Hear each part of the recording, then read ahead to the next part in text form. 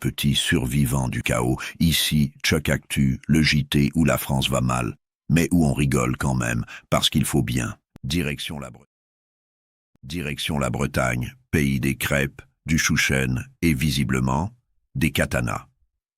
Vendredi soir, deux amis picolent un peu trop. Jusque-là, normal.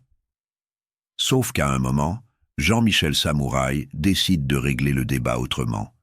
Il sort un sabre japonais et tchac tchac boum. Fin du débat. La victime n'a pas survécu et le bourreau, lui, a eu le bon réflexe. Il a appelé les secours.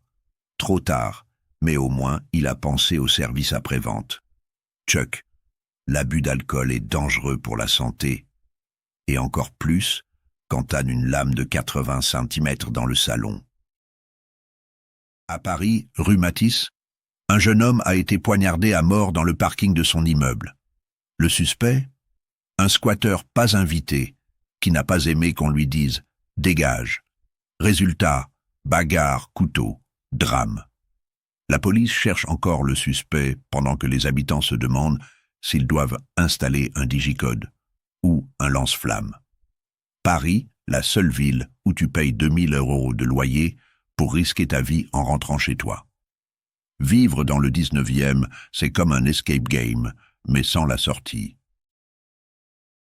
Samedi matin, les passagers d'un train ont eu droit à un remake de Destination Finale, version SNCF.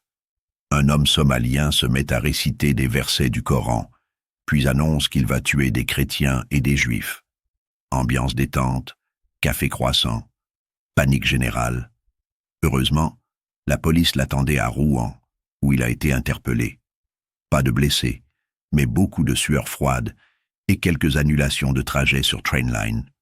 Petit rappel, le seul moment où t'as le droit de crier dans un train, c'est quand le contrôleur te dit que le sandwich triangle coûte 6,90 €. À Martigues, un garçon de 12 ans a été retrouvé pendu dans sa chambre. Un drame terrible, sans explication claire pour le moment. Les secours ont tenté de le sauver pendant 45 minutes, en vain. Cette fois, pas de sarcasme, juste un rappel. Derrière les écrans et les sourires forcés, beaucoup d'adolescents vont mal.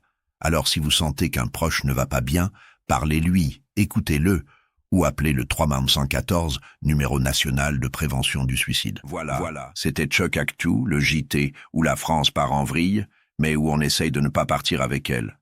Entre le sabre, le squatter et le sermon, on a eu notre dose de folie pour la semaine. Prenez soin de vous, surveillez vos amis, et surtout, cachez vos katanas. Moi, c'est Chuck, et je vous dis, à la semaine prochaine, si la société tient jusque-là.